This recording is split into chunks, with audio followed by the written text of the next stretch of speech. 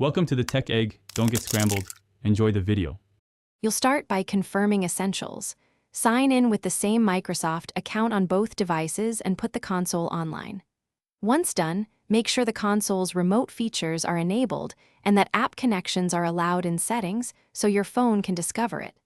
Next, open the Xbox app and grant it permissions for local network access. This is how discovery works.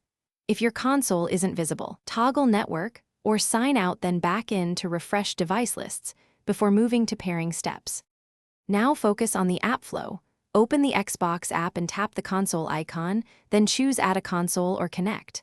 The app will search. Select your console from the list or enter the pairing code shown on your TV. You do this so the app and console exchange a secure token, allowing controller input and streaming. After selecting, confirm any prompts on the console and accept permission requests in the app.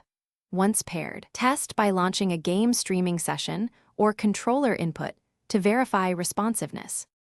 Complete setup by starting remote play or console streaming from the app. Ensure audio, video, and controller input respond.